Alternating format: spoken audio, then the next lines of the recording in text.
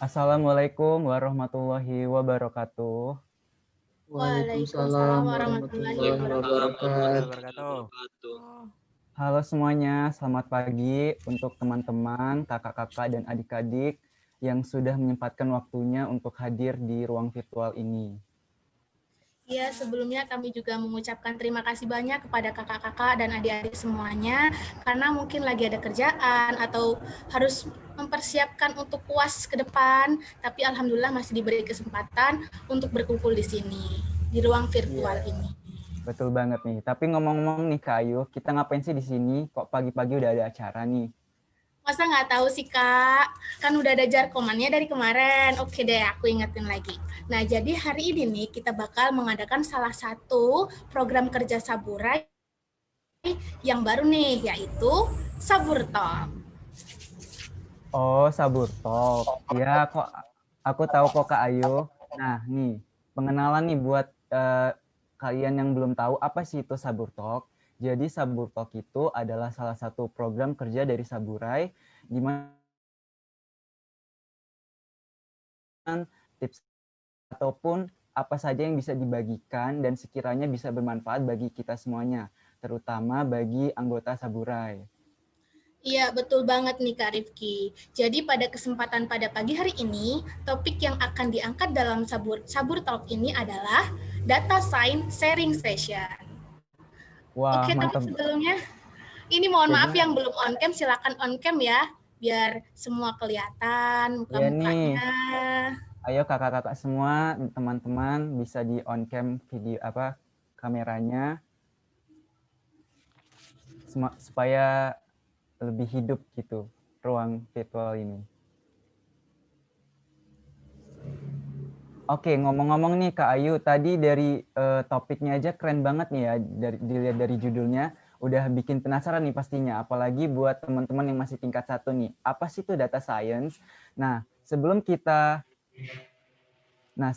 menuju ke acara inti, ada sambutan terlebih dahulu nih dari panitia webinar Sabur Talk. Jadi kepada Fitra, dipersilahkan.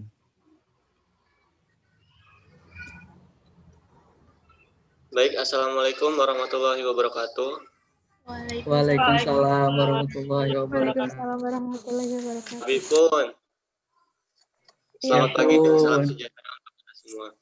Yang saya hormati, Muhammad Gozi Al-Hakoni, STXTAT, selaku pembicara pada pagi hari ini. Yang saya hormati kakak-kakak Sabura yang telah menyempatkan waktunya untuk hadir dalam acara ini, serta teman-temanku semua yang berbahagia. Pertama, marilah kita panjatkan puji syukur kehadirat Allah Subhanahu wa Ta'ala, yang mana pada hari ini kita dapat berkumpul di ruang virtual Zoom ini. Mudah-mudahan kita semua dalam keadaan sehat walafiat. Salawat teriring salam semoga tetap tercurahkan kepada junjungan Nabi besar kita Nabi Muhammad Sallallahu Alaihi Wasallam beserta para keluarga, sahabat, dan para pengikutnya yang istiqomah di jalannya. Amin ya rabbal alamin. Nah, di pagi hari yang cerah ini, saya dan teman-teman mengucapkan terima kasih kepada Kak Gozi atas kesediaan waktunya untuk mengisi acara Sabul Talk dengan tema Data Science pada pagi hari ini. Kemudian, saya juga ingin mengucapkan selamat datang kepada kakak-kakak dan teman-teman sekalian pada pagi hari ini di tengah kesibukannya masing-masing. Acara ini merupakan proker dari Sabur Talk 60 dari pengurusan Saburai 61, yaitu Sabur Talk Sharing Session. Dalam pagi hari ini kita akan mengangkat tema yaitu Data Science yang akan dijelaskan nanti oleh Kak Gozi. Mudah-mudahan teman-teman sekalian serta kakak-kakak dapat mengikuti acara pada pagi hari ini dengan baik dan dapat aktif untuk bertanya pada Kak Gozi. Sekian sambutan dari saya, mudah-mudahan acara pada pagi hari ini diberi kelancaran hingga akhir acara. Terima kasih. Wassalamualaikum warahmatullahi wabarakatuh. Waalaikumsalam warahmatullahi wabarakatuh. Baik, terima kasih kepada Fitra atas sambutannya. Nah, ternyata dari acara ini sebenarnya kita bisa dapat ilmu baru nih. Dan ilmu itu sebenarnya bisa kita dapat nggak jauh-jauh kok dari lingkungan sekitar kita juga bisa. Misal di lingkungan Saburai ini. Nah, sebenarnya banyak loh anak-anak Saburai yang berprestasi dan berpengalaman di bidangnya. Nah, salah satunya bakal menjadi tamu kita pada pagi hari ini. Pasti udah pada tahu kan ya siapa nih gestarnya? Udah pada tahu kan?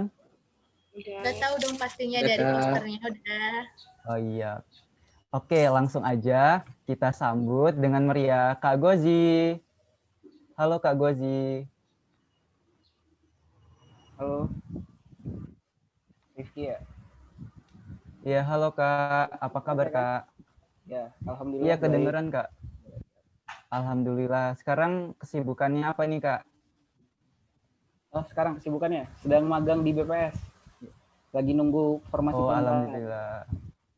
Oh iya, jadi nih bagi teman-teman yang belum tahu Kak Gozi ini siapa, jadi Kak Gozi ini adalah Saburai Angkatan 58 ya Kak? Betul. Betul, berarti wisudanya tahun ini. Baru wisuda beberapa bulan Ya. yang lalu ya Kak? Oktober lalu Nah, sudah. ya Oktober yang lalu. Nah itu penempatannya berarti kan bulan Januari ya Kak? Katanya sih gitu ya. Tapi sampai sekarang Oh, katanya formasinya belum gitu ya? ada deh. Itu kira-kira kakak mau di mana nih penempatannya nih? Waduh. Ya, lihat yang ranking atas-atas dulu lah, nanti saya ngikutin aja. Oh iya. Semoga apa ya penempatannya sesuai dengan ekspektasi kakak ya. Amin gitu. Nah, untuk informasi terkait Kak Gozi ini bakal disampaikan oleh teman saya yaitu Kak Vidya. Jadi kepada Vidya bisa dipersilahkan.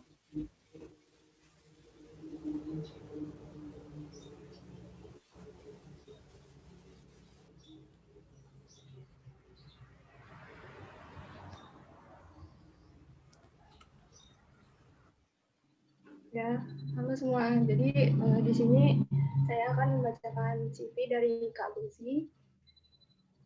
Yang pertama, nama lengkap Kak Gozi yaitu Muhammad Gozi Al-Hakoni. Sekarang lagi magang di BPS Provinsi Bengkulu dari November 2020 sampai sekarang.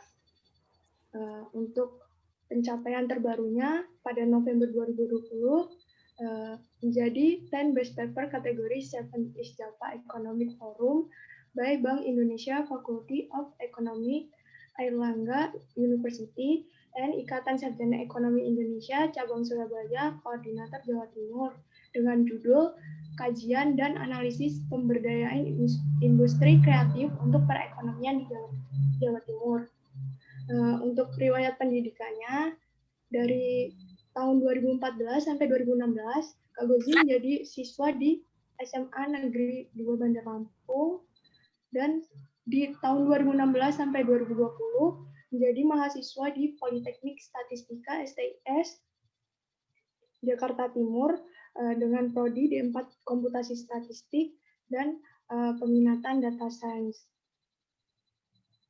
Untuk riwayat organisasi dan komunitasnya, yang pertama yang di luar kampus itu ada Data Science Indonesia dari tahun 2018 menjadi anggota, 2018 sampai 2019 berada di divisi manajemen pendidikan, di tahun 2020 sampai sekarang di divisi Data Learning Series. Selanjutnya Asosiasi Ilmuwan Data Indonesia dari tahun 2019 sampai sekarang menjadi anggota, dan yang ketiga di User Indonesia dari tahun 2019 sampai 2020 menjadi anggota. Untuk organisasi di dalam kampus, yang pertama yaitu Data Science Enthusiast dari tahun 2019 sampai 2020 menjadi ketua publikasi dan dokumentasi. Yang kedua ada Media Kampus dari tahun 2016 sampai 2017 menjadi berada di divisi fotografi, dan 2017 sampai 2018 menjadi wakil direktur. Yang ketiga yaitu Bimbleholics dari 2016 sampai 2017 di divisi eksternal, dan 2017 sampai 2018 di divisi R&D. Nah, itu itu semua ya teman-teman. CV dari Kak Gozi menarik banget ya. Tanpa berlama-lama lagi, kita langsung ini aja nih Kak Gozi untuk menyampaikan materinya hari ini. Oke, terima kasih ya Vidya. Ini saya share screen aja ya. Share screen.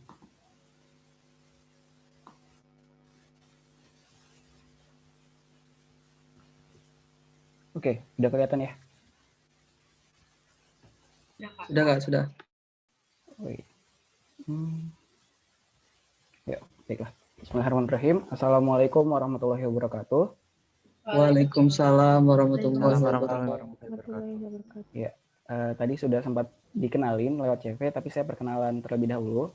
Perkenalkan, nama saya Muhammad Gozi Al-Hakoni, biasa dipanggil Gozi, lulusan Politeknik Statistika STIS angkatan 58 yang baru lulus kemarin Oktober lalu, angkatan 58, jurusan Komputasi Statistik, peminatannya peminatan Sains Data. Nah, pada pagi hari ini saya kebetulan tempo hari itu dikasih tahu saya untuk diminta mengisi webinar series Saburai. Wah, baru nih, sebelumnya kayaknya Saburai nggak pernah ngadain acara kayak gini. Ya udah, jadi kebetulan juga ada waktu kosong hari ini. Ya, insya Allah akan mengisi mengenai, katanya minta tolong isi tentang data science ya. Nah, jadi di sini saya ambil judul All You Need to Know About Data Science. Nah, di sini kan pesertanya dari 59 sampai 62 ya.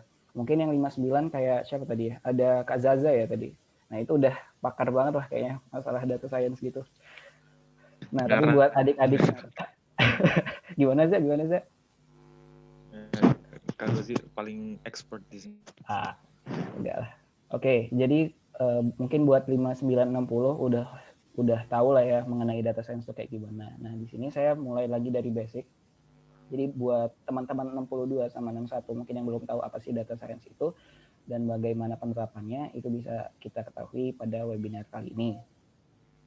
Nah, nanti kalau misalnya ada pertanyaan atau apa, langsung tanya aja, atau mungkin nanti waktu di akhir kita bisa diskusi bareng ya teman-teman ya. Oke. Baiklah, jadi ini ada outline-nya dari paparan saya pagi hari ini. Yang pertama ada pengenalan data science itu gimana.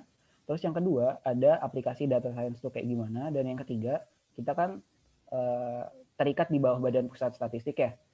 Nah, biasanya itu menggunakan official statistik. Lalu bagaimana sih penerapan data science ini di official statistik? Namun setahu saya nanti waktu adik-adik itu udah penempatan ke berbagai instansi ya. Nah, mungkin juga nanti ke depannya teman-teman yang misal dapat di Kemenku itu bisa menerapkan ya mengenai data science ini di official masing-masing seperti itu. Oke. Nah, tapi di sini penontonnya nggak cuma anak KS kan ya? Rifki ya? Enggak kan? Oke. Nah, jadi di sini semuanya bisa ya, walaupun saya dulu emang peminatan data science, tapi teman-teman yang D3 maupun yang statistik itu juga tentunya bisa apabila tertarik dalam dunia data science ini. Oke. Nah, yang pertama itu introduction to data science. Jadi sebenarnya data science itu apa sih? Nah, di sini ada highlight-nya aja langsung. Data science itu adalah suatu disiplin ilmu di mana kita membuat suatu data menjadi sesuatu yang berguna. Maksudnya apa? Jadi saya ambil contoh di sini adalah tumpukan Lego ya. Ya anggap aja ini Lego, walaupun kayaknya bukan merek Lego.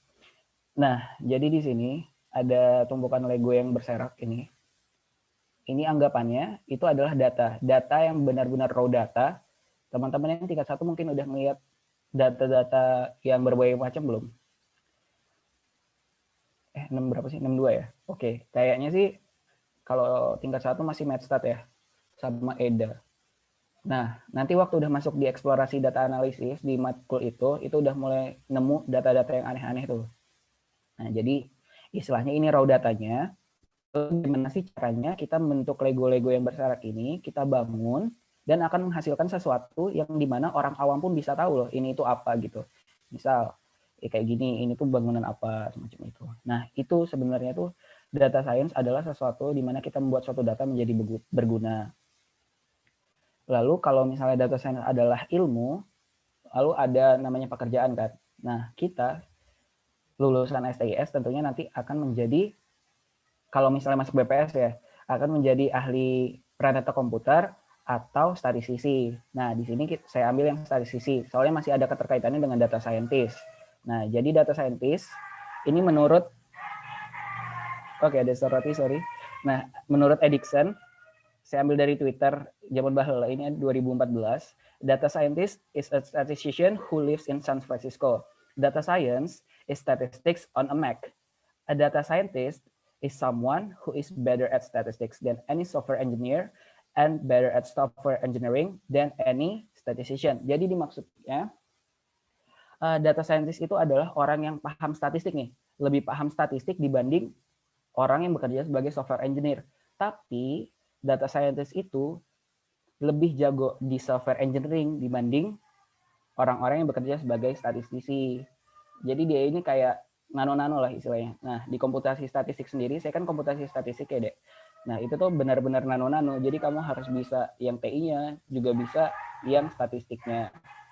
Nah, tapi saat ini juga karena perkembangan data yang sangat menyebar kemana-mana, teman-teman saya yang di statistik pun malah juga banyak juga yang masuk ke ranah data science. Makanya ada namanya komunitas data science enthusiast atau DSN di STIS itu. Sekarang kalau nggak salah Kak Wafa yang jadi presidennya. Nah, seperti itu. Ini menurut Edison ya, dia bikin tweet seperti ini. Dan menarik menurut saya. Lalu, kalau misalnya teman-teman nih, googling.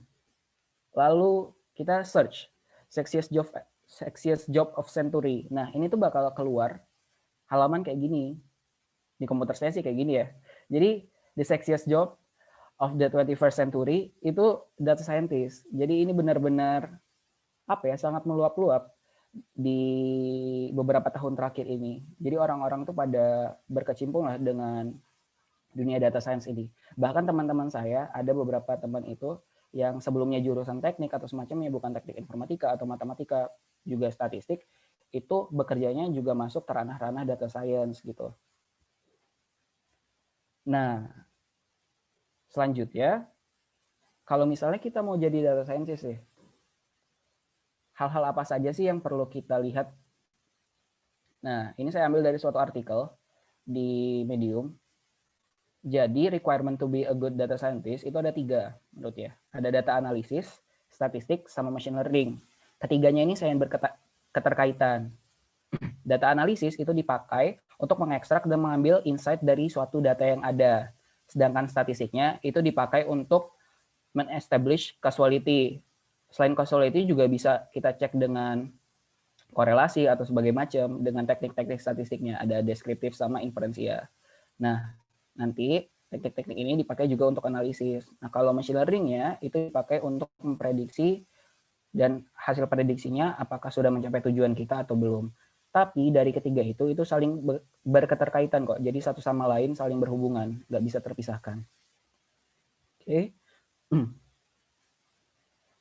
Nah, role data scientist itu kayak gimana? Kita beralih ke salin dia sebelumnya. Tadi kan ada analisis, statistik, sama machine learning ya.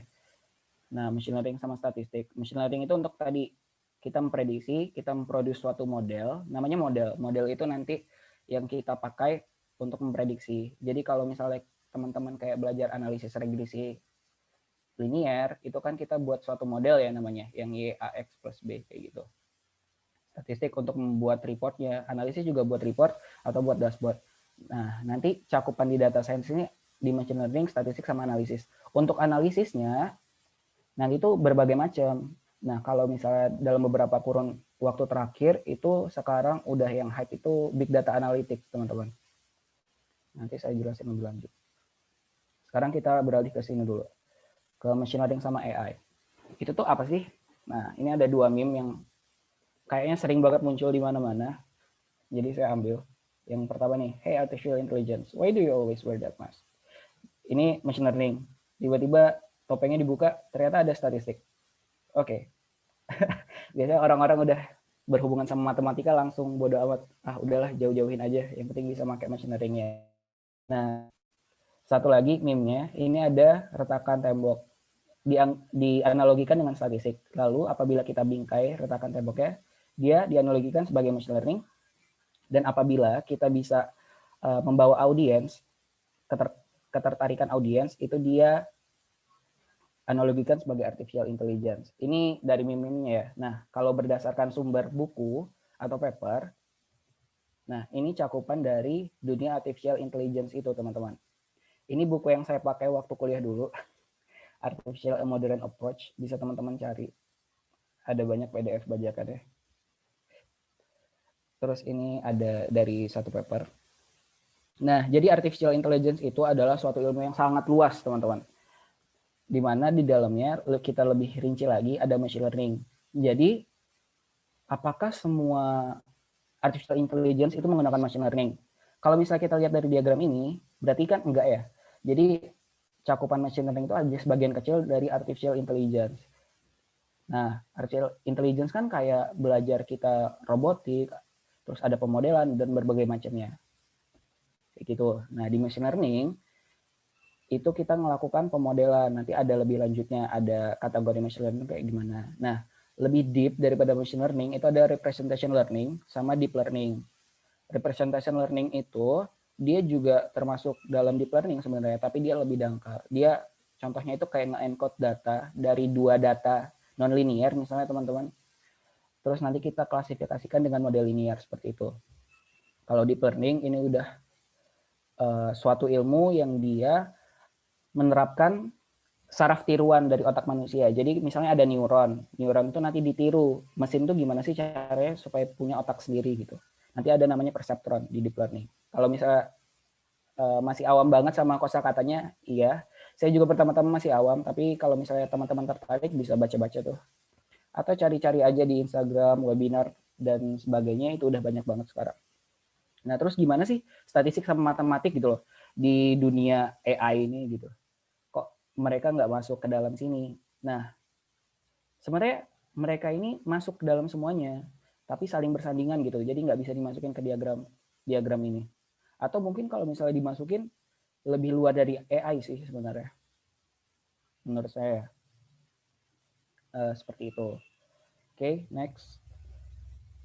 Nah, di AI, di machine learning, itu terbagi menjadi beberapa kategori, seperti yang saya sebut tadi. Nah, kategori umum itu dibagi menjadi 2, teman-teman. Ada unsupervised learning, ada supervised learning. Apa bedanya? Kalau unsupervised learning, teman-teman, itu kita memproses data, tapi kita tidak mempunyai variabel Y-nya. Jadi kita tidak mempunyai variabel target. Nah, contohnya itu kayak ini, gambar ini melakukan clustering.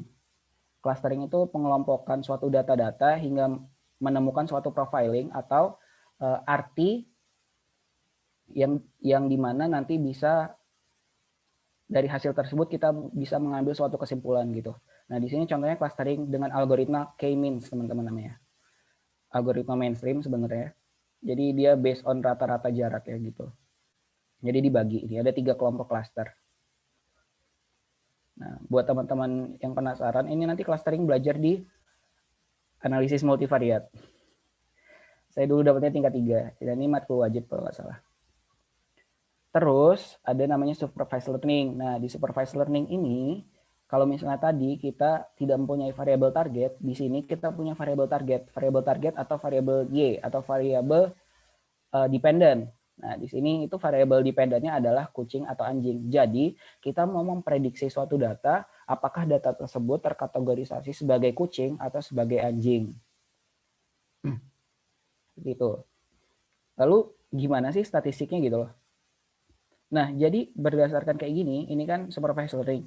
Itu tuh, ini tadi yang saya sebutin deep learning, yang perseptron, di mana dia meniru jaringan saraf manusia, teman-teman.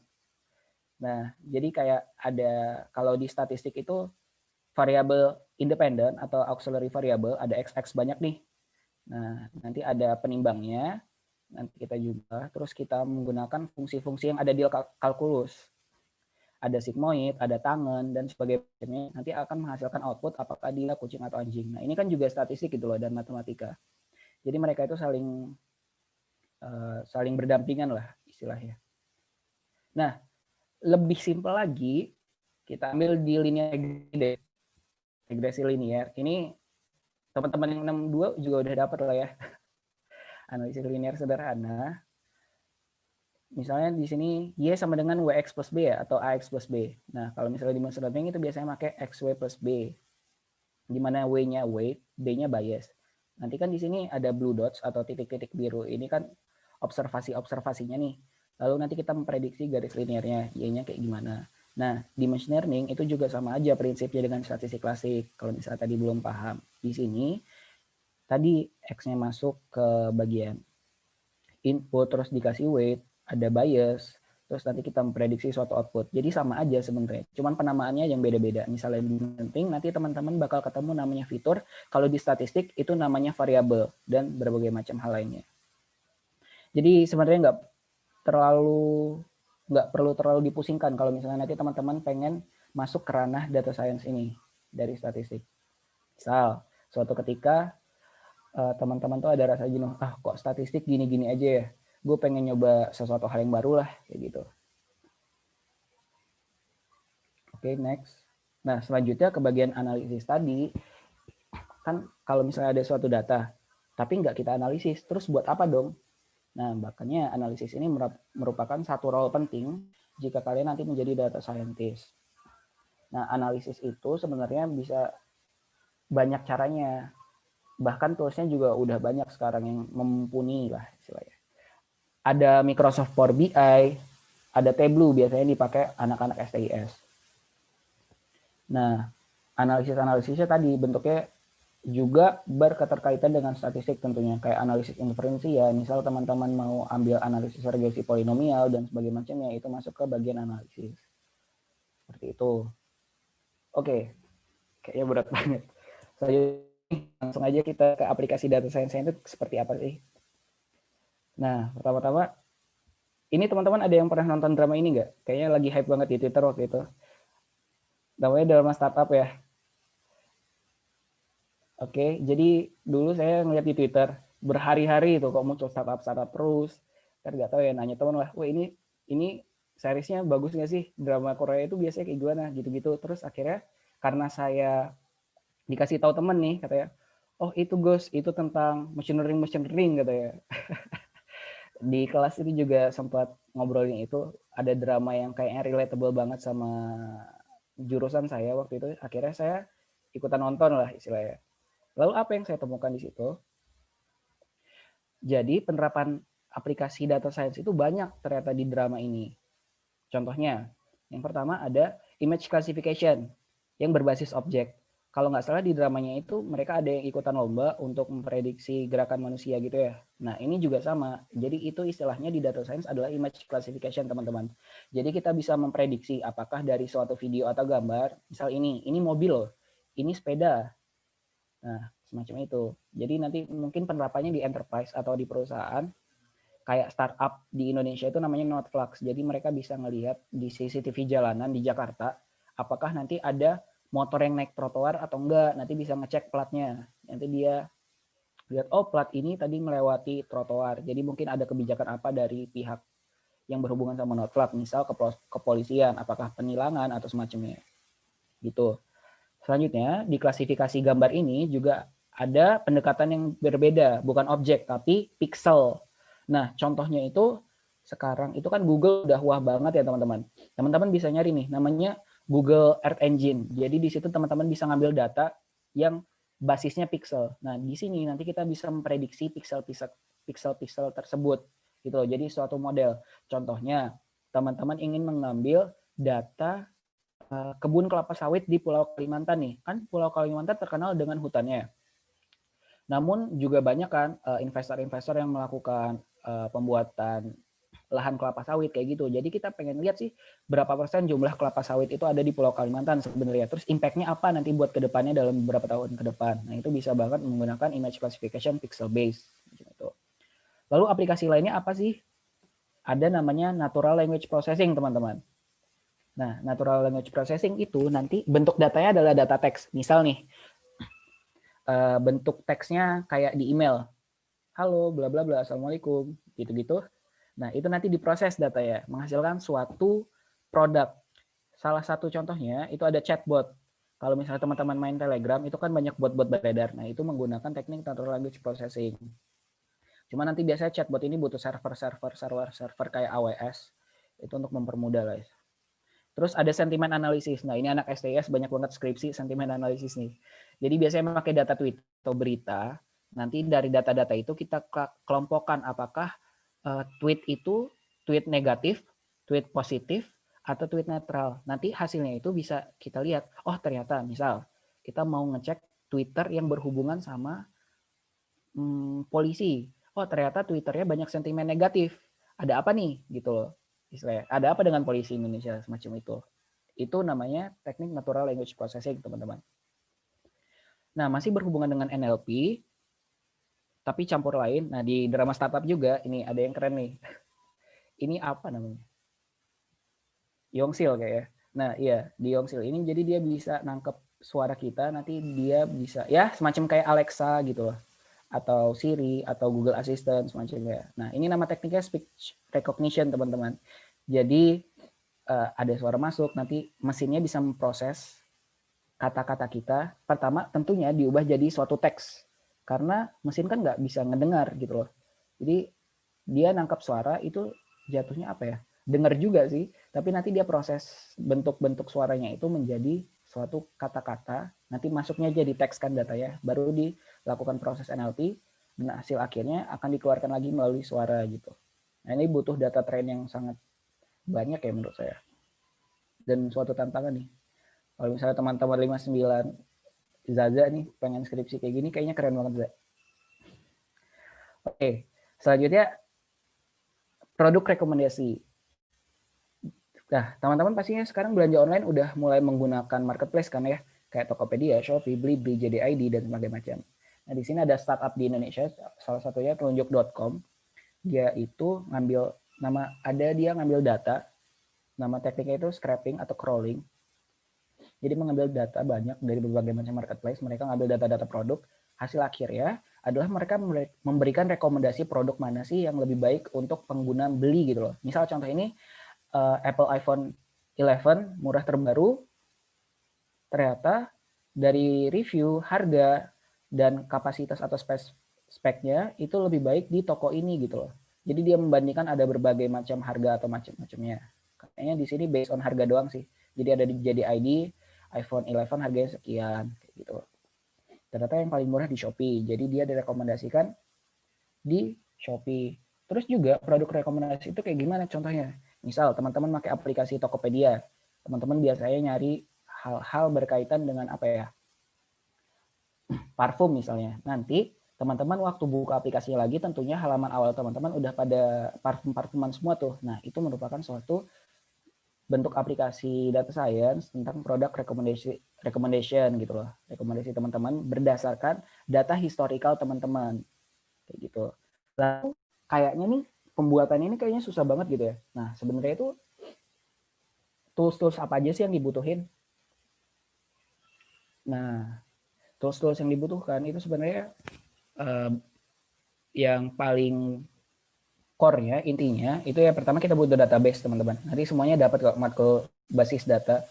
Ini ya cuma MySQL, misal teman-teman mau pakai MongoDB juga bisa, dan sebagainya macam.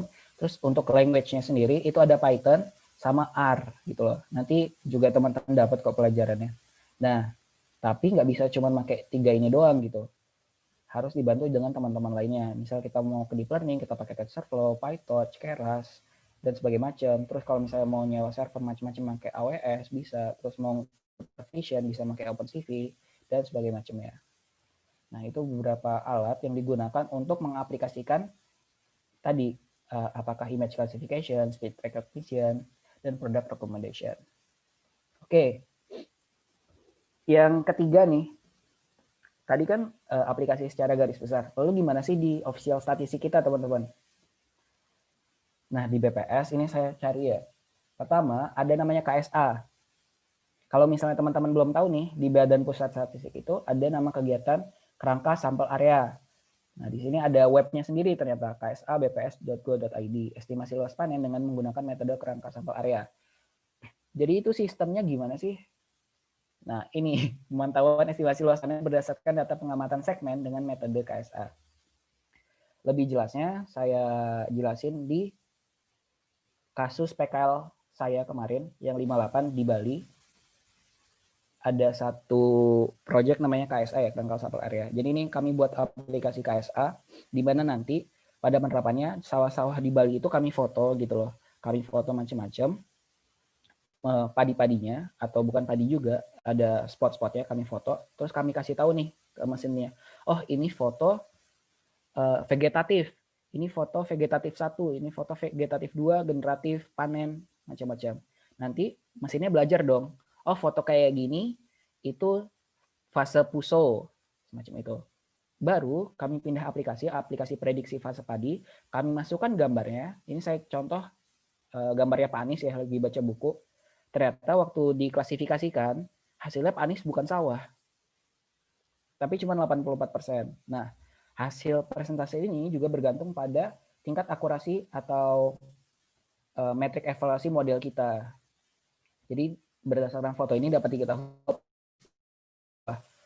Nah, tampaknya kayak sepele banget ya. Ya ini semua orang juga tahu kali kalau ini Pak Anies gitu loh, bukan sawah. Nah, tapi mesin, gimana mesin bisa tahu gitu? Nah, itu tadi kita harus memberi training kepada mesin agar mesin itu dapat belajar seperti manusia. Mesin kan nggak punya otak, tapi gimana caranya agar mesin itu bisa belajar dari data-data histori. Itulah artinya. Nah, kayak misalnya orang bilang, gimana ya kalau misalnya nanti ke depannya hidup ini kita diperbudak oleh robot. Nah, emang bisa?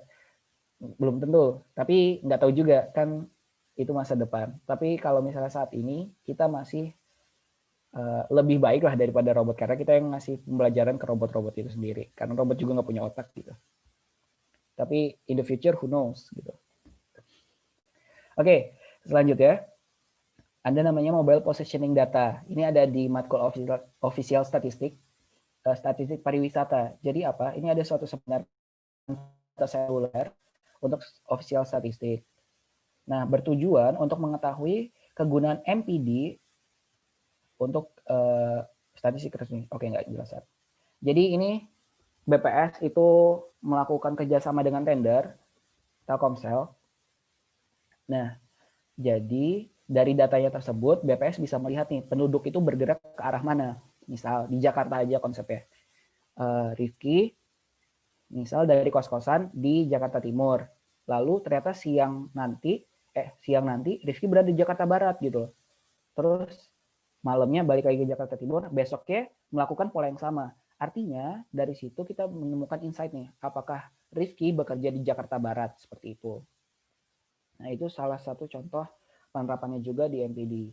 Nah, data-datanya ini merupakan kategori data yang udah big data gitu loh. Nah, big data ini juga suatu tantangan bagi data scientist, gimana caranya mengolah suatu data yang sangat besar dan akan menghasilkan suatu insight yang berguna bagi masyarakat atau BPS khususnya kalau misalnya kita menyebutkan official statistik. Nah, beralih ke alternatif lain, kalau ini kan perlu kerjasama dengan perusahaan lain ya, kita bisa mengambil alternatif dengan data sosial media. Ini saya ambil contoh papernya Pak Setia Pramana, itu Big Data for Government Policy, Potential Implementation for Big Data for Official Statistics in Indonesia. Jadi beliau mengambil data sosial media, lalu beliau gunakan untuk analisis big data. Contohnya tadi mirip MPD nih. Jadi mereka memparse geotag ya dari data Twitter. Jadi kan di data Twitter tuh kadang ada orang naruh lokasi ya. Lokasinya ternyata lagi di Jawa Barat atau sebagai macam. Nah, di sini bisa lihat nih namanya survei komuter kan ada di BPS. Gimana pendekatan big datanya. Jadi kita bisa lihat nih pergerakan tadi Rifki dari Jakarta Timur ke Jakarta Barat, terus kayak gimana sebagai macam. Jadi dari sini kita bisa melihat suatu insight-nya kayak gitu.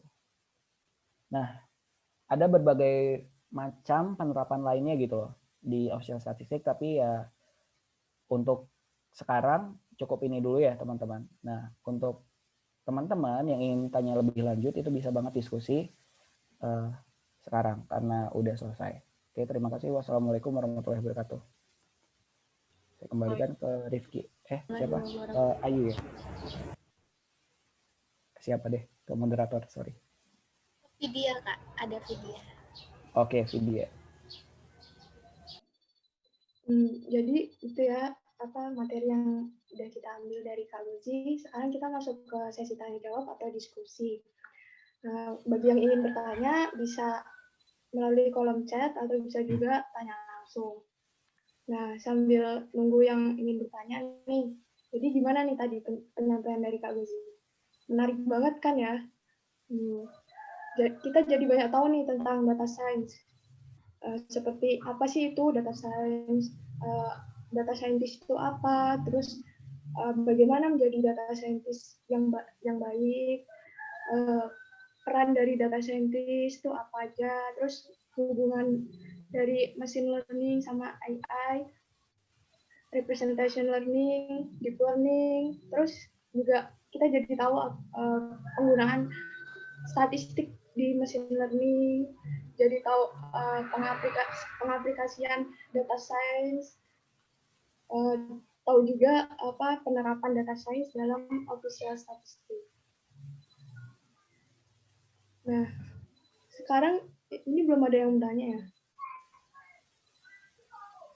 Ada tuh.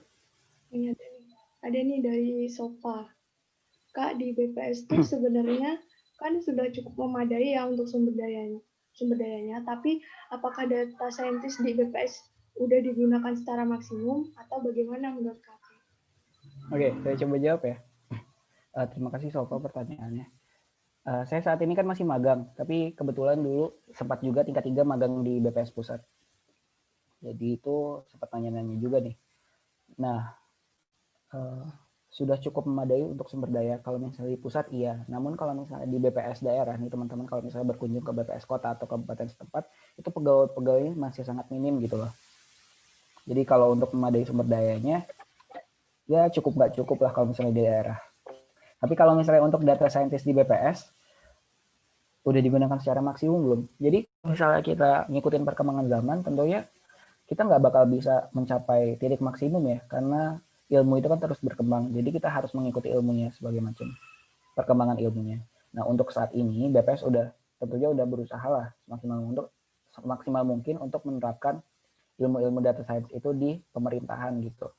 Nah, kalau untuk peminatan data science sama sistem informasi kan baru di tahun saya. Terus gimana tuh tahun-tahun sebelumnya? Nah, mereka itu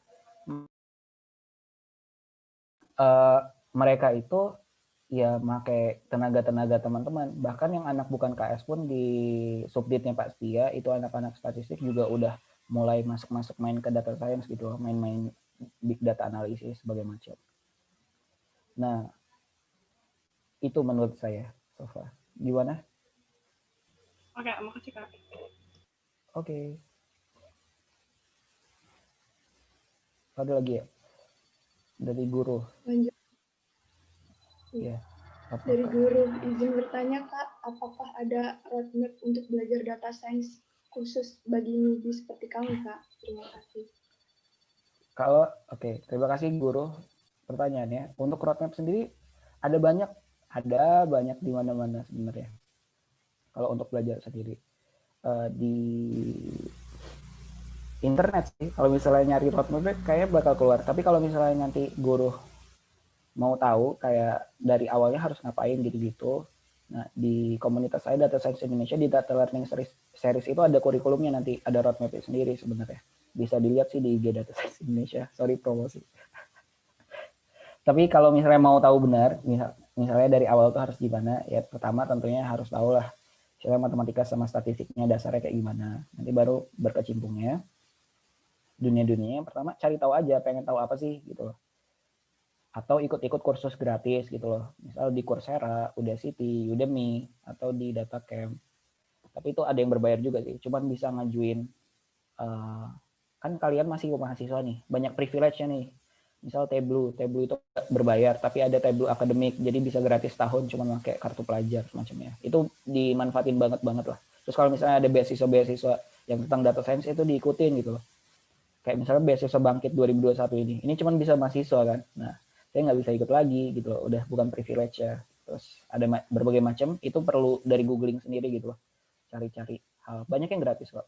Dan dari situ misalnya kursus atau apa, itu mereka juga ngasih silabus. Nah, itu bisa jadi suatu pembelajaran roadmap-nya guru, sorry. Oke, itu. Terima Siap. kasih. Terima kasih, Kak. Ini anak-anak statistiknya ada yang pengen ngecimpung ke data science nggak? Tapi kayak masih belum ya, tingkat-tingkat awal, tingkat 1 tuh. Austin, Kak. Austin. Nanti tuh biasanya tingkat 2 tuh udah dapat Komstat kan ya, tingkat 2. Udah belum? Udah, Kak. Udah kan? Nah itu biasanya kayak, wah seru juga nih pakai R. Gue pengen nyari-nyari tahu lebih lanjut. Nah kadang ada yang nyampe murtad ke data science, KS-KS-an lah anak statistik kayak gitu. Ya, nanti lihatlah, ada teman-teman yang kayak gitu biasanya. Basis data juga udah dapat. Tanya Kak. Bentar, saya. Basis data belum dapat atau udah? Belum ya? Anak KS sudah, Kak. Oh, anak KS sudah. Yang statistik belum? Semester 4 kan? Semester berapa? Semester 4. Ini ganjil. Oke, siap. Gimana, Austin? Ya saya kan D3 ya Kak. Sebenarnya Ya. dari awal juga tertarik benar Kak saya sama data science ini, terutama di bagian machine learning-nya itu ya Kak. Tapi saya bingung Kak, karena kan di kurikulum ini bahkan pemrograman tuh belum diajarin sama sekali Kak gitu. Dan tadi di awal tuh kan ada Python sama R ya Kak. Kalau misalnya disarankan itu kalau mau belajar mandiri itu ke Python dulu atau bisa langsung ke R-nya Kak kira-kira? Oke, untuk D3 ya itu banyak, ada teman saya juga yang tertarik kok kayak gitu, jadi dia belajar sendiri juga gitu loh. Coba nanti kan itu sangat berguna buat lomba-lomba kalau misalnya teman-teman pengen ikut lomba-lomba statistik kayak gitu. Nah untuk belajar R atau Python-nya itu pilihan dari teman-teman sendiri sebenarnya.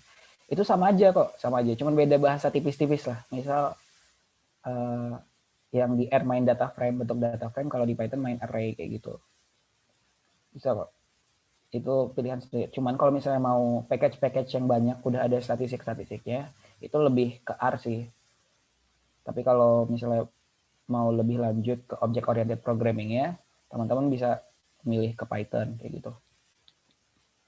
Gitu sih. Gak masalah kok, malah berguna banget juga kalau misalnya pengen belajar di luar hal ya. Tapi ya ingat juga proporsi di kuliahnya, jangan sampai keteteran kuliahnya. Ya Kak, siap Kak. Ikut-ikut aja lomba. Itu kalau teman-teman di STS ikut-ikut lomba bisa masuk IG-nya, keren tuh. Kayak Kak Zaza banyak benar tuh ketua PKL. Nggak cuma lomba, bisa organisasi-organisasi juga tuh. Oke. Ada lagi yang ingin bertanya? Ini ada pertanyaan dari Kak Rizja, Kak.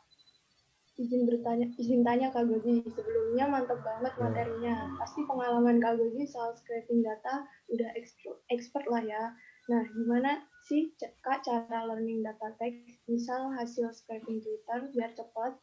Karena pernah cleaning manual capek banget. Makasih Kak. Tuh, Rizja ya. Kalau misalnya scraping, oke. Buat teman-teman yang belum tahu scraping itu tadi kita mengambil data dari web atau berbagai macam aplikasi gitu. Jadi datanya kita ekstrak sendiri, nanti baru kita olah untuk menghasilkan sesuatu. Misal ini Kak Rifja contohin data Twitter. Kita ambil data Twitter. Nah ini tuh data yang diambil apa aja. Kita harus tahu dulu. Misalnya ngambil username-nya, terus tweet-nya, berbagai macam. Nah untuk prosesannya sendiri, itu Rifja nanti bisa cari tahu lah pertama-tama itu gimana sih cara meng-clean data teks. Itu ada banyak kok. Ada banyak banget, misal normalisasinya kayak gimana, teknik normalisasi, teknik framing, back of code-nya kayak gimana, itu berbagai macam, itu tergantung. Kalau manual, itu maksud cleaning manualnya kayak gimana? Udah ada package-package-nya kok, tapi kalau misalnya belum ada package-nya bisa buat fungsi sendiri nanti. Oke, jadi mungkin ini ya, lebih ke kata kuncinya juga kali ya Kak, soalnya kayak hasil scraping-nya itu kotor banget gitu Kak. Kayak dari kata kuncinya itu masih banyak yang belum sesuai gitu Kak, yang diharapin. Oh iya, kalau itu di data science itu merupakan challenge tersendiri juga ya untuk pre-processing data. Bahkan banyak meme itu bilang pemrosesan data itu 70% lah istilahnya, 70-80% dari data science itu sendiri. Sisanya tinggal modeling sama deployment gitu. Ya itu ya kalau misalnya untuk kata kuncinya bisa aja cari kan kayak teknik pemrosesan data teks gitu, segala macamnya. Banyak kok sebenarnya kalau misalnya mau buku base itu ada banyak juga. Kalau misalnya ada pakai package itu juga banyak dokumentasinya aja. Kalau untuk cepatnya sih kayaknya kayak nggak bisa. Cuman kalau manual itu maksudnya manual gimana? Kayak buat kosakata baru. Iya, terus jadi kayak udah nggak tahu sih kemarin tuh emang belum belum ekspor gitu kayaknya, maksudnya masih ya gimana ya, jadi kayak dibacain satu-satu dulu Kak hasil scrapingnya gitu, terus kayak ini kok kayak masih banyak gitu ya, kayak dia itu sebenarnya bukan kayak cuma curhatan kayak bukan niat beli, misalkan kita cari data dia itu beli apa gitu. Ya berarti itu di program scrapingnya Rifja mungkin lebih diperbaiki lagi. Jadi misal kata kuncinya nggak cuma itu. Kalau misalnya ada dia nyebut kata ini, dibuang kayak gitulah. Algoritmanya diperbaiki lagi sebenarnya. Terus kalau misalnya udah terlanjur, jadi processing datanya gitu. Nggak cuma itu tadi. Kalau misalnya dia ngandung konten data-data kayak gini, atau nanti nge-match, kan udah ada package buat nge-match teks ya. Nah itu misal match 90% lebih gitu, itu hapus kayak gitu, bisa banyak tekniknya kok. Oke Kak, makasih Kak. Intinya belajar lagi lah ya. Ya. Gimana? Saya kembalikan ke video lagi.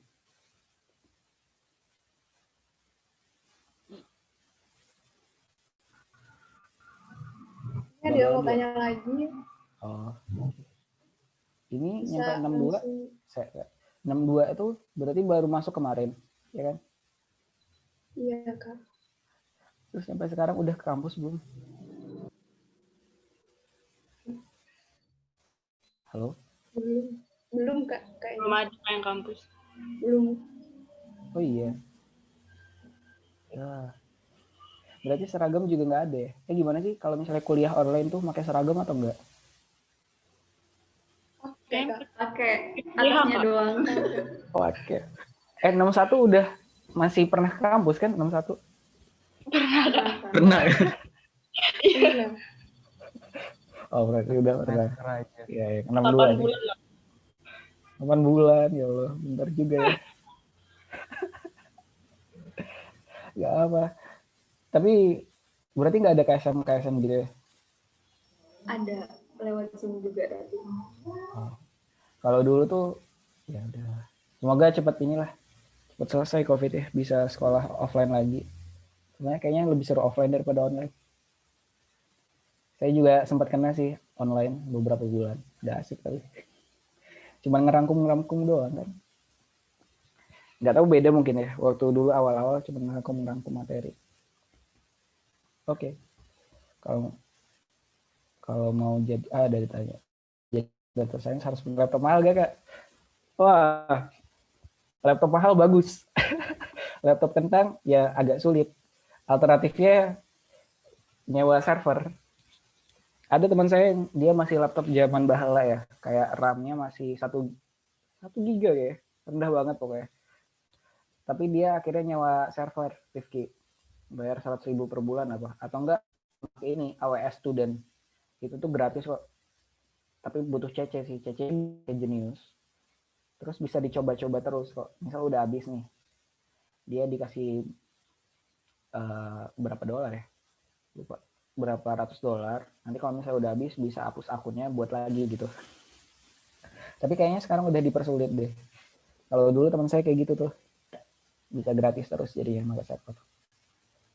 Tapi untuk laptop mahal tentunya lebih overpower ya. Nah, tapi mending rakit PC sih sebenarnya. Daripada laptop mahal-mahal banget. Kapasitasnya juga bagusan PC sendiri dan lebih murah nanti tentunya. Tapi kalau misalnya teman-teman nih laptopnya kayak udah Core i5 berapa ya? 8 Gen lah, terus mungkin RAM-nya udah 4 GB, itu bisa kok. Kan nggak perlu masuk ke data science yang wah-wah banget gitu. Misal di bagian machine learning-nya aja nggak perlu ke deep learning. Tapi kalau misalnya teman-teman masih pengen lebih wah lagi, itu banyak juga yang gratis. Kayak tadi, misal teman-teman pakai Google Collaboration. salah. Google Collaboratory. Nah, itu sistemnya nanti Google nyediain GPU gratis gitu loh buat teman-teman buat ngolah data. Itu lebih cepat. Jadi laptop sekentang apapun itu bisa kayak pakai laptop mahal lah istilahnya. Dikasih free berapa ya? RAM 12 GB, memori internalnya kayaknya 100 GB-an, terus ada GPU, TPU ada nggak ya? Ada kayaknya. Nah, bisa juga teman-teman main ke Kaggle gitu loh. Kaggle kernel juga dikasih gratis kok. Gitu. Jadi nggak perlu harus punya laptop mahal. Sekarang udah banyak hal-hal gratis. Udah sistem cloud ya sekarang, cloud computing itu udah banyak banget. Itu bisa teman-teman manfaatin dengan sebaik-baiknya. Apalagi masih ada privilege mahasiswa. Itu banyak soalnya yang pakai akun mahasiswa kayak gitu. Saya pengen pakai itu jadi nggak bisa lagi ternyata, udah nggak berlaku. Ketuaan. Oke. Terima kasih pertanyaannya. Izin nanya Kak, izin nanya lagi. Yo. Kan Kakak sering ikut lomba ya Kak ya. Nah kemarin tuh yang menarik nih, Kakak ini lomba terakhir yang di East Java itu justru tentang ekonomi kreatif gitu kan Kak. Padahal kan jurusannya tentang data science. Nah itu ekonomi, boleh diceritain nggak Kak, kok bisa nyampe ilmunya ke situ gitu kan? Sedangkan itu mungkin levelnya kan mungkin yang jurusan ekonomi gitu kan. Nah jadi apa mungkin Kakak sering baca jurnal atau gimana gitu Kak, biar bisa berbagi ke kami tips-tipsnya. Oke, kalau itu pertamanya saya ekonomi sih itu harus banting tulang. Tapi kan tingkat 1 udah dapat pengantar ekonomi guru. Jadi udah masuk lah ekonominya. Enggak. Jadi kebetulan itu pertama ngeliat poster. Terus kok duitnya lumayan ya kalau menang gitu. Jadi tertariknya gara-gara gitu. Kan ada sebuah motivasi gitu. Aduh, kalau menang itu total hadiahnya sekian gitu. Ya lumayan. Saya ikut lomba buat duitnya doang kok sebenarnya. Sama kalau misalnya lomba-lomba fisik itu, sorry keluar dulu ya, lomba-lomba statistik itu sama jalan-jalannya. Misalnya ke Malang, ke UB. Tapi kalau online ya, saya kayaknya juga males-males ikutan lah lomba. Kalau dulu niatannya buat jalan-jalannya, karena saya belum pernah ke Malang, jadi saya ikutan lomba. Alhamdulillah masuk final, akhirnya lolos ke Malang, dibayarin. Ya gitulah, lumayan. Nah, kalau yang Ejafek ini, kan benar-benar beda ya ekonomi. Pertama, karena duitnya lumayan. Kedua, saya pengen nambah-nambah isi CV lah istilahnya. Terus untuk gimana caranya itu dari baca paper jelas. Saya juga nyari-nyari tahu nih permasalahan di Jawa Timur itu kayak gimana. Jadi kan konsepnya. Terus nemu ini ternyata industri kreatif di Jawa Timur merupakan suatu industri yang sangat tinggi gitu loh. Bahkan dibanding kayak Banten, Jakarta, bla bla bla. Saya jadi clustering dulu lah itu istilahnya. Juga ada kok penerapan data science-nya. Saya pakai clustering. Terus nanti baru pemodelan ekonometrik. Kayak gitu. Kalau misalnya mau tahu materinya ya itu belajar sendiri. Kan banyak-banyak juga tutorial sih sebenarnya. Udah bukan suatu masalah sih menurut saya. Asal mau dan motivasinya bagus. Misal saya karena pengen duit, kan butuh duit ya, uang jajan anak mahasiswa gimana. Akhirnya kebetulan lolos, alhamdulillah. Udah, malah masuk 10 paper. Ya alhamdulillah banget gitu. Dan kalau masalah menang nggak menang itu rezeki sendiri sama usaha kita juga. Tuh. Jadi buat teman-teman yang pengen murtad istilahnya ya itu bisa banget asal ada kemauan dan berani mencoba gitu. Saya dulu ikut-ikut lomba tingkat 2 itu kayaknya nggak pernah menang deh. Tapi nggak apa-apa ikut-ikut aja. Tapi duitnya berkurang gara-gara uang pendaftaran. Ya gitu deh tingkat 2. Tapi nanti waktu udah tingkat 3 kayaknya udah cerah deh. Tergantung juga sih sebenarnya. Kalau misalnya masih konsisten pengen ikut-ikut ya alhamdulillah. Kalau misalnya enggak ya udah banyak alternatif lain gitu untuk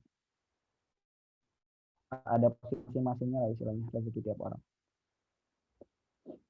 Tuh. Gimana? Emang guru jurusan apa nih? D3 Kak. D3. Terus pengen ikutan lomba-lomba yang data science gitu. Ya bisa banget. Nggak bisa lah. Saya biasanya jurusan komputasi statistik tapi ikut lomba statistik. Nggak apa-apa. Soalnya kami kan pengolahan data juga baru Excel Kak. Baru mau semester 2 baru mau masuk R. Jadi iya tapi, sih. lebih cepat toh, maksudnya R-nya lebih cepat daripada yang 61 yang D4 berarti. Karena D4 kompetensi statistik, kalau yang statistik kan tingkat 2, kalau yang KS tingkat 3 kalau nggak salah. Ya, sekarang kurikulumnya. Bisa. Semangat aja sebenarnya. Yang penting ada kemauan. Itu buat teman-teman lain juga yang pengen ikut-ikut lomba gitu lah. Tapi nanti kalau saya sih dulu pertama coba-coba doang ikut lomba, terus ada pertama kali menang, terus wih senang juga menang ternyata. Maksudnya dapat hadiah gitu kan. Asik juga, akhirnya jadi ketagihan ikut lah. Ya alhamdulillah jadi sering juga menang. Gitu. Tapi menangnya ini kok tingkat-tingkat akhir. Tingkat-tingkat awal masih nggak tahu apa-apa. Masih nekat-nekat aja naik. Oke. Apa itu? Kalau ada pertanyaan. Mau nanya kalau tantangan paling sering dihadapi apa Kak? Dari Lala. Ini waktu kuliah tantangannya atau gimana nih? Iya, tentang data science itu, Pak. Oh, datanya berantakan. Jadi data itu ada berbagai macamnya. Jadi ada jenis data yang bentuknya time series kayak gitu. Jadi misalnya dia data tanggalnya berantakan, itu gimana cara yang kita proses datanya? Itu kalau misalnya tantangan yang paling dihadapi di data science itu waktu ngolah datanya. Saya dulu PKL kebagian PVD ya. PVD itu pengolahan dan visualisasi data. Jadi koordinator riset 1. Subkoor riset 1, sorry.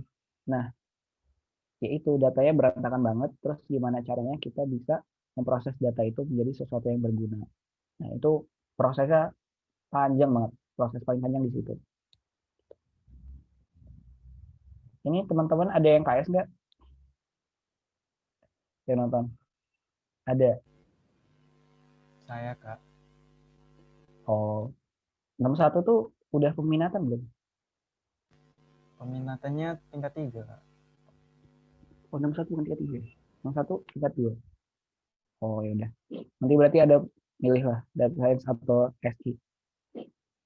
Tapi kan lebih enak teman-teman sekarang milihnya lebih lama. Dulu saya pertama kali nih ada peminatan. Waktu saya masih jadi panitia MP2K, sorry cerita, panitia MP2K, terus paginya ada email disuruh milih jurus apa peminatan dengan DS atau SI. Terus deadline-nya malam. Aduh. Ya udah akhirnya ya udahlah milih DS aja. Akhirnya masuk. Dan lulus alhamdulillah sekarang. Tuh. Gimana? Ada lagi yang ingin ditanyakan? Nggak mesti seputar Mungkin data science kok. Nanya-nanya yang lain juga bisa. Gimana? Yang 62, kalau ada yang mau tanya. Yang 62. 62-nya masih malu-malu. Tunjuk aja, Pi. Tunjuk. Udah mau apa sih? UTS gitu sih? Kayaknya lagi sibuk Udah. belajar. Udah mau UAS, Kak. Oh, UAS. Sorry, UAS. Lagi pada sibuk belajar UAS ya. Masih 2 minggu lagi kok, Kak. Wah, 2 minggu tuh ya lama. Libur. Ya, lama sih 2 minggu. Biasanya anak STS belajar hampir apa?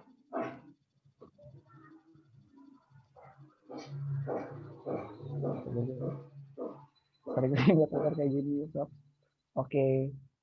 Dadah. Dadah Kak Makasih, Zaza. Kak Zaza. Makasih, Kak. Makasih. Makasih Kak Zaza. Dadah. Oh ya Kak, Kakak kok ininya magangnya di Bengkulu Kak? Kan dari Lampung. Gimana ceritanya itu Kak? Rumah saya pindah ke Bengkulu, Gur. Oh. Gur. Rumah saya pindah ke Bengkulu. Terus paling dekatnya BPS Kota Bengkulu, ya udah gitu aja. Jadi kemarin tuh disuruh magangnya karena COVID, disuruh magangnya ke BPS terdekat masing-masing gitu. Dulu saya masih ikutan Tobar, itu nyampe tingkat 2 kayaknya. Habis itu udah pindah ke Bengkulu, jadi nggak pernah ikutan lagi. Itu ceritanya. Nah dulu kan kakak udah wakil ketua MK Kak, ikut bimbel pula. Itu gimana rasanya Ya. Kak? Kok rasanya ya niket dulu. Seru sih, soalnya banyak ketemu teman-teman gitu. Dan asik-asik kan. Ya saya juga lumayan suka apa ya, main-main kamera ya. Jadi kenapa nggak ikut MK sekalian gitu. Ya alhamdulillah keterima dulu tingkat 1. Nah terus bimbel tuh kenapa ya? Saya ngikut teman saya sebenarnya. Kok pada daftar bimbel gitu kan? Terus iseng ikut. Tapi ya itu motivasinya dibuat-buat, bagus-bagusin. Terus lolos kan ke tahap wawancara. Ya udah ikut, alhamdulillah lolos juga nyampe akhir. Tapi dulu hampir nggak lolos kok bimbel karena kata kakak bimbel tuh pertimbangan saya juga daftar MK gitu katanya, kan sama-sama sibuk nanti. Tapi akhirnya saya dimasukin gitu. Kalau rasanya sih biasa aja ya, kan kalian juga ikut UKM kan, atau mungkin ada yang UKM-less ya nggak apa-apa sih. Yuk masuk MK, siap. MK seru guys. MK. Malah saya kagetnya dulu tingkat 2, Gur. Kok diangkat jadi wakil direktur gitu. Padahal saya juga ada UKM bimbel gitu. Tapi di bimbelnya enggak ini, cuma jadi anggota litbang. Jadi bisa fokus ke reverse dan sebagainya macam. Nanti ada acara tahunan biasanya MK. Masih ada nggak tuh reverse? Kalau saya ada jangan lupa ikutan. Masih Kak, masih. Itu Lala seneng banget. Kayaknya anak MK juga ya. Lala ini calon ketua dulu Kak. Oh iya? Iya, calon ketua dia. Ya. Guru. Oh, guru MK juga ya? Bukan? Iya, MK juga Kak. Kakak dulu divisi apa Kak? Apa? Fotografi? Divisi apa? Oh. Fotografi. Tingkat 1.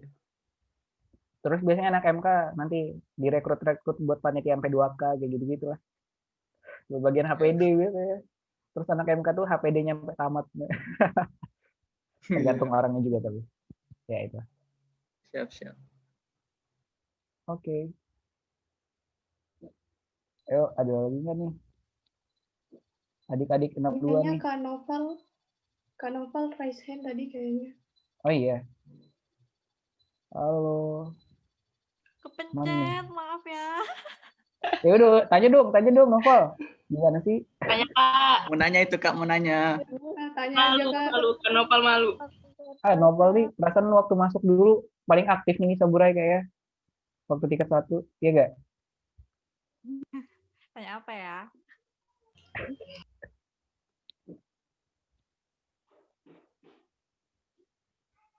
Boom. Gimana kabar Al-Kausar? Apa? Baik. Alhamdulillah kayaknya Kak. Ayo yang anak 62 Al-Kausar tuh ada yang terbaru Kak. Kalau aku kan udah gitu. lebih lama. Semua. Manda Ya. banyak loh Kak. Apa? Manda? 62 enggak banyak. Oh, ya. Bangga Tungguan ya. Tungguan kayaknya 5 bulan cuma Sameru. 60 ada gak? Iya ada kok. Ada. Enggak ada Kak.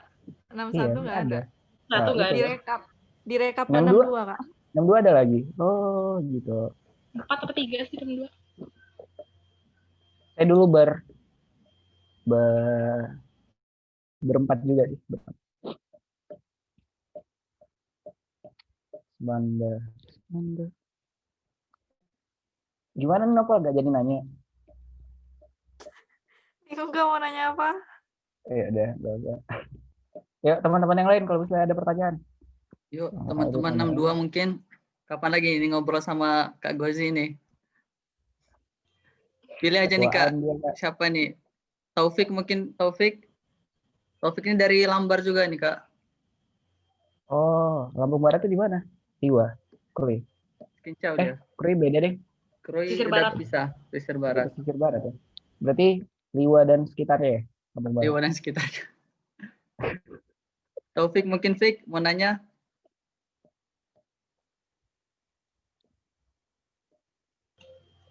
Ini 62 masih ada yang kuliah juga kayaknya. Oh iya, hari ini, hari Sabtu. Tadi ada yang ngomong di grup. Emang sekarang sesi bisa hari Sabtu ya? Keren juga. Enggak tahu deh. Pengganti Nggak katanya. asik banget hari Sabtu kuliah. Nanti. Oh iya, nggak apa-apa. Soalnya mereka mepet Kak. Gimana? Masuknya mepet? Masuknya tuh udah yang tingkat atas sudah 2 minggu kuliah, mereka kayak baru masuk gitu. Oh Oh gitu. Iyalah berarti butuh kerja keras lebih lah anak 6 ya. Semangat. Itu kakak-kakaknya bantuin KSM-in ge. Kan ada jago-jago ini anak 61 ya kayaknya. Nanti Sopa tutornya, Kak. Nah, siap. Lupa. Bikin pengurus akademik Saburai. Nah, ini ada webinar cari Saburai. Gila, keren banget. Ini Guru siapa Kak ya? yang gidein. Kita mah Oh, ngikut iya. aja Kak. Guru, Kak. Idenya guru. Akademiknya juga ada dari ini. Serius Dari ada Saburai. akademik. Ada guru yang milih. Iya guru. Wow. Keren Kita sih, mah keren. ngikut aja. Keren. Saburai jadi keren banget. Oke, semangat. Semoga nambah sukses lah Saburai. Amin. Mungkin gimana Fit? Apa lanjut ke selanjutnya? Oh, udah. Oke.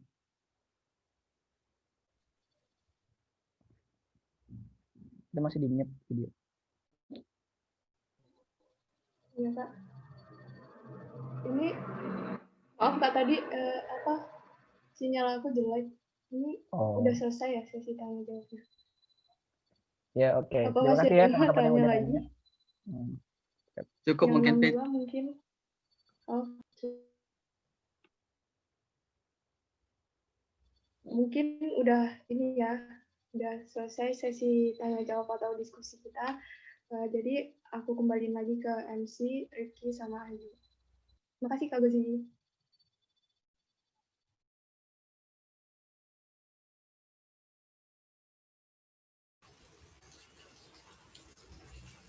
Baik, terima kasih Kak Vidya. Wah, bagus sekali ya penjelasan dari Kak Gozi.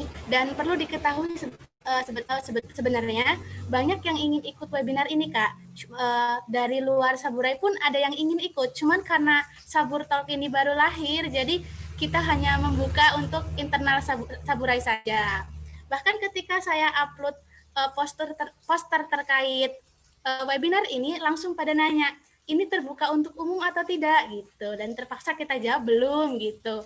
Terus ada yang bilang juga bahwa ini nih kakak yang tiap bulan muncul di IG Stories. Wah, menginspirasi sekali ya Kak Gozi ini. Oh iya, serius ada yang bilang kayak gitu? Iya ada Kak, ada yang chat saya, ini nih kakak yang keluar di IG setiap bulan.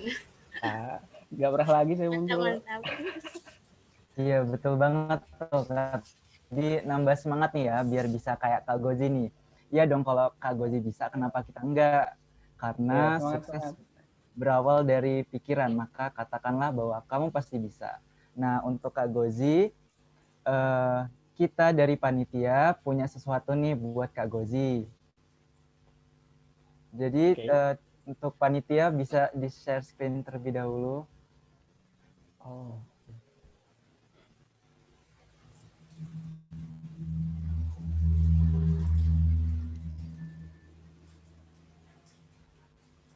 Gimana?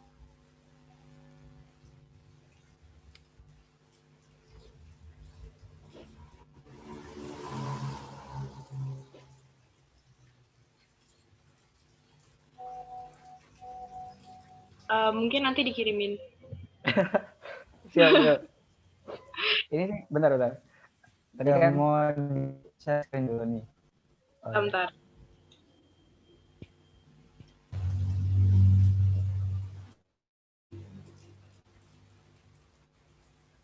Ya, Austin.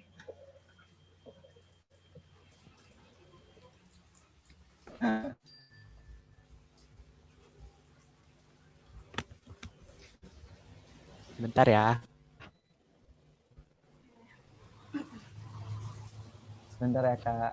Kak Gozi penasaran kayaknya apa. Ya udah, saya ngomong bentar deh.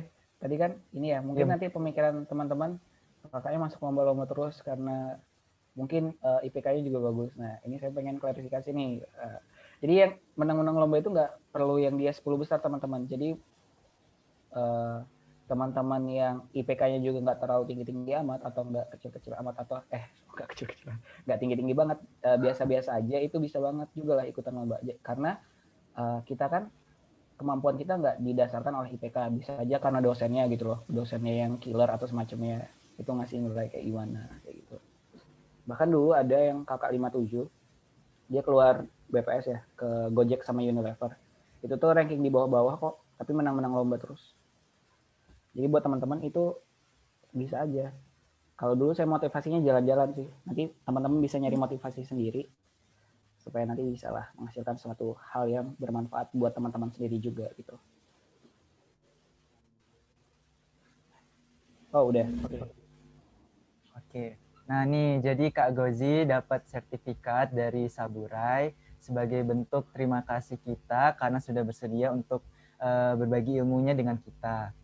Nah ini panitia boleh nih untuk didokumentasikan kalau mau. Gitu.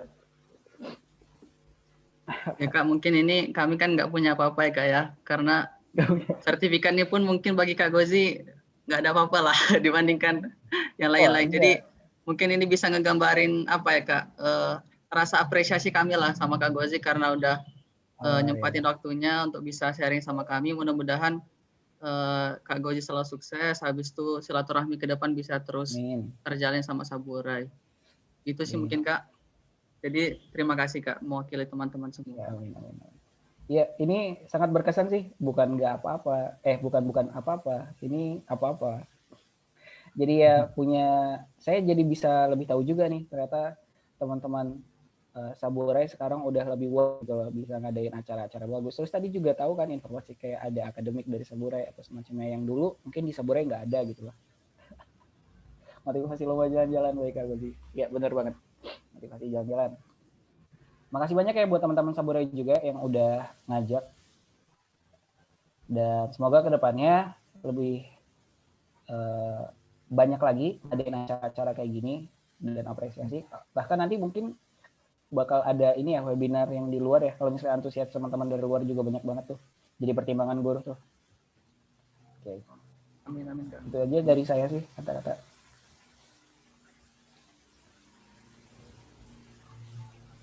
Gimana? Udah ya?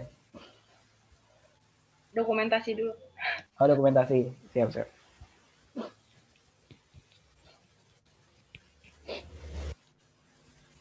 Oke semuanya. Yang belum nyalain video, nyalain. Ayo on cam.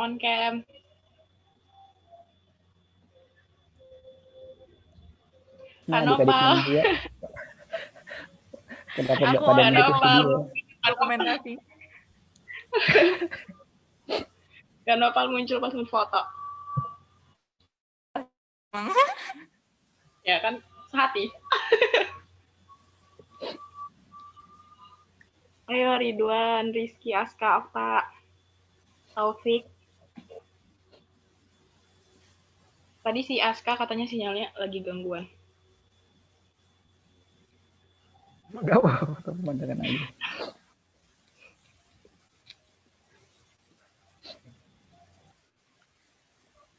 Oke, yuk guys, on cam. Langsung yuk. 1, 2, 3.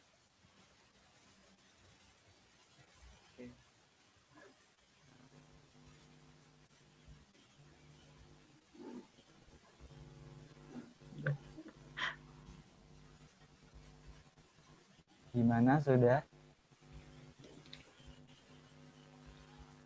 Satu lagi ya. Oh lagi. 1, 2, 3. Nah. Oke. Mantap. Baik. Terima kasih teman-teman atas waktunya hari ini.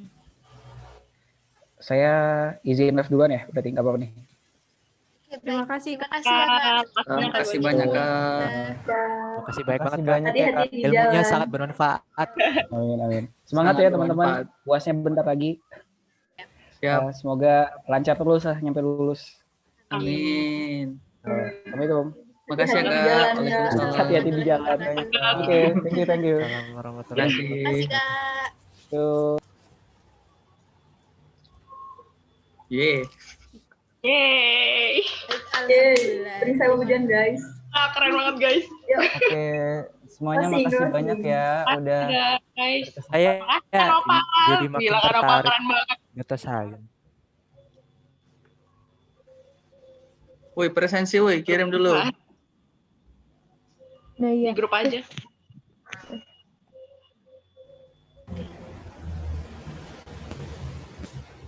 kenapa udah keluar? Ya. Makasih juga 62 ya yang udah nyempetin datang, apalagi yang kuliah tuh yang Om. double Zoom itu. Saya tahu pening palanya double Zoom. Siap. Guru lagi tuh. Guru pernah triple ya? Triple apa? Dia Triple join wawancara Zoom. sambil nasi panas. 3 Zoom langsung ini. Ini 62-nya siapa yang nggak datang? Tadi yang izin tuh ini siapa? Lapor dulu. Ayo 62 lapor. Taufik. Ini Taufik tadi gak nyaut-nyaut, ini ada gak orangnya? Taufik. Tapi gak apa-apa lah, maklum lah. Kayaknya kalian pusing pasti ya dibahas materinya apa itu. Emang Kayaknya bukan pendahuluan tuh Tin ya. Sudah. Apa tapi enggak sih, kalau kataku masih awal-awal itu masih kulitnya lah. Masih belum kulitnya. Materinya sama, gue juga belum orang sampai dibuat apa ya? Sampai dibuat kayak apa namanya? Oh iya juga. Semenjak webinar ini aku tahu lah kayak seberapa ngerinya Kak Gozi. Semenjak webinar ini kita jadi tahu, Tin. Iya. Iya, woy. Iya gila. Gak cuma nongol di IG Polestar doang. Taunya nongol di 62-nya siapa yang nggak datang, kenapa? Ayo, siapa? Emang banyak tayang kelas tambahan. Rika. Coba Rika yang terima kasih banyak udah mau matiin record. Halo, itu tepuk tangan dulu untuk Aska ini, woi. Dari kakaknya gila Kak, kamu. Kalau aku mundur alon-alon. Kalau aku mundur alon-alon Kak. Sensi. Udah